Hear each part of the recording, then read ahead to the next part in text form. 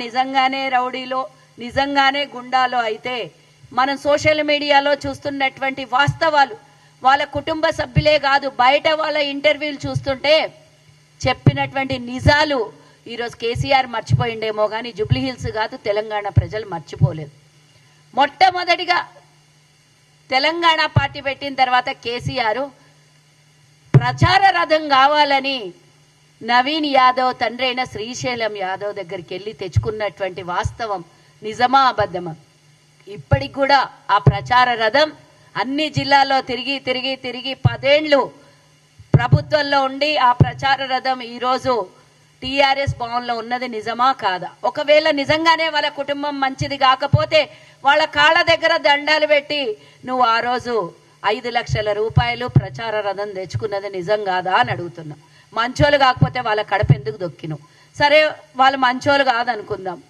మొన్న వాళ్ళ పెద్ద శ్రీశైలం కొడుకుని మీ పార్టీలో ఎట్లా జాయిన్ చేసుకున్నారు? ఇంకా ముందుకు పోయి కత్తులు కటార్లు తీసుకొని వచ్చిండ్రు నామినేషన్ పోయినప్పుడు అన్నారు. ఎవరిని అవమానిస్తున్నారు అని అడుగుతున్నా నేను. ఒక యాదవుల బిడ్డలు బీసీ బిడ్డలు మా బీసీ బిడ్డకు టికెట్ ఇచ్చింది కాంగ్రెస్ పార్టీ అని సంతోషంతో జూబ్లీ హిల్స్ ప్రజలందరూ ఏకమయ్యి పార్టీలకు అతీతంగా యాదవ కుటుంబాలన్నీ నామినేషన్లో పాల్గొంటే వాళ్ళని అవహేళన చేసేటట్టు కత్తులు కటారులు ఆయుధాలు తీసుకొని వచ్చి నామినేషన్కి వచ్చిండ్రని అవమానించి ఎక్కడన్నా మీకు కనిపించినాయా? ఏ వీడియో విజువల్లోనన్నా వాళ్ళ చేతులలో కత్తులు కటార్లు కనిపడినాయా? మీరు అనుకున్నట్టే గుండాలైతే మరి శ్రీశైలం యాదవ్ని కొడుకుని జాయిన్ చేసుకున్నప్పుడు ఎవరు గుండాలో మీకు తెలీదా? నిన్న ఆయన ఎవరు అంజద్ ఖానా ఎవరినో జాయిన్ చేసుకున్నాడు. ఆయన మీద 22, 23 కేసులు ఉన్నాయి. పీడీ యాక్ట్ ఉన్నది. సల్మాన్ ఖాన్ని జాయిన్ చేసుకున్నాడు. పీడీ యాక్ట్ ఆడపిల్లల్ని వేధించి మానభంగం చేసినటువంటి కేసులున్నటువంటి ఫోక్సో కేసున్నటువంటి వ్యక్తిని తీసుకొని వచ్చి మరి ఆడపిల్లల జీవితాల్ని సర్వనాశనం చేసినటువంటి ఒక దుర్మార్గుణ్ణి మీ పార్టీలో జాయిన్ చేసుకొని ఈరోజు ఒక మహిళను నిలబెట్టి మహిళ సెంటిమెంట్ మీద ఆడుకుందామని చూస్తున్నారు కదా.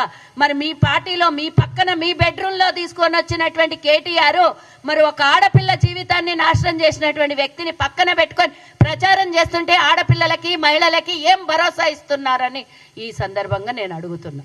అంటే రేపు పొద్దున ఆ ఆడపిల్లలు రోడ్డు మీద జూబ్లీ హిల్స్ లో తిరగలేము మిమ్మల్ని గెలిపిస్తే అని మీరు ప్రచారం చేస్తున్నారా?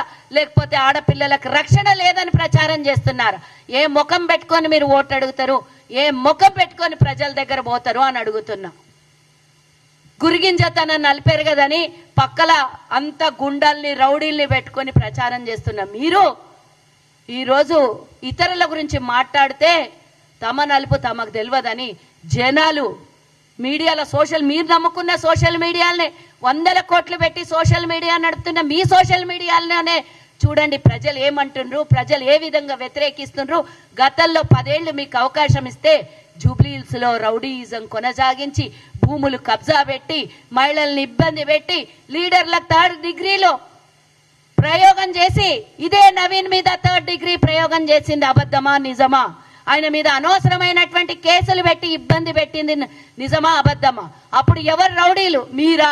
లేకపోతే ఈరోజు మేము టికెట్ ఇచ్చి బీఫామ్ ఇచ్చి నిలబెట్టినటువంటి యువకుడు రౌడీ అనేది ఒక్కసారి గుర్తు చేసుకోవాలి.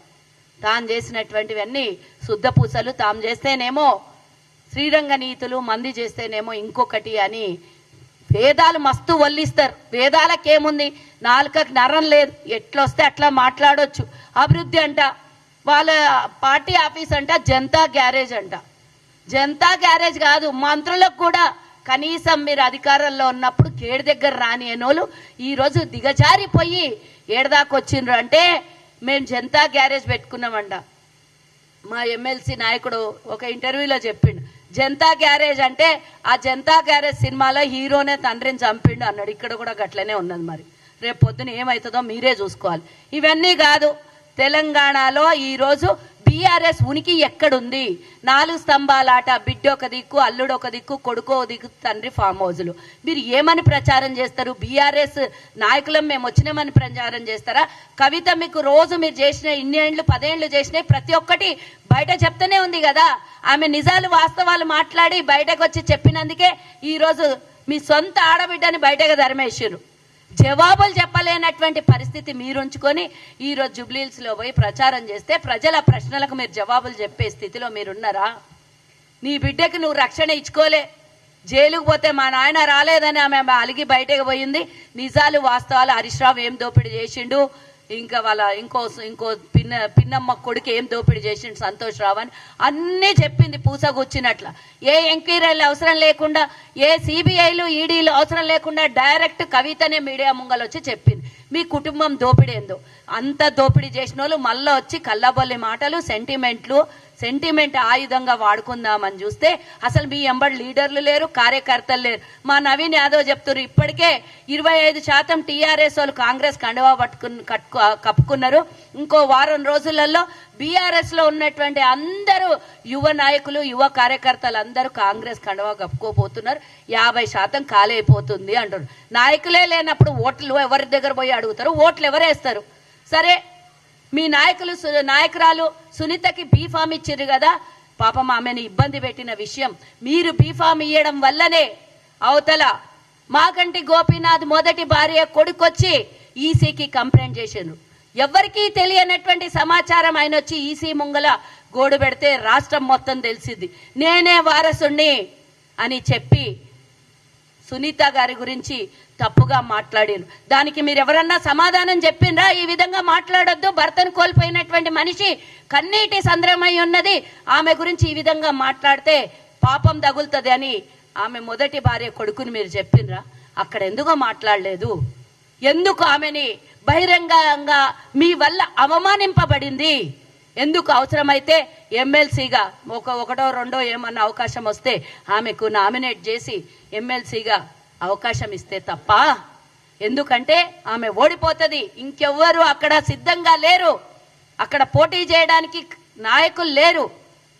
కాబట్టి ఆమెను బలవంతాన వాళ్ళ బంధువు ఒక ఆయన ఇంటర్వ్యూలో నేను చూసిన, మాకు అసలు మా సునీతమ్మకి రాజకీయం అలవాట్లేదు, ఆమెకు బయట ప్రపంచము ఈ రాజకీయాలతోని సంబంధం లేదు అంటే బలవంతాన ఆమెను తీసుకొని వచ్చి ఈరోజు పోటీ చేపిస్తున్నారని ఆయన గోడు వెళ్ళబుచ్చుకున్నాడు. అంటే మీ స్వార్థం కోసం ఒక మహిళను బలి ఇయ్యడానికి రెడీ అయ్యారు. మీ స్వార్థం కోసం ఒక మహిళని నడి రోడ్డు మీద అవమానించడానికి రెడీ అయ్యిండ్రు.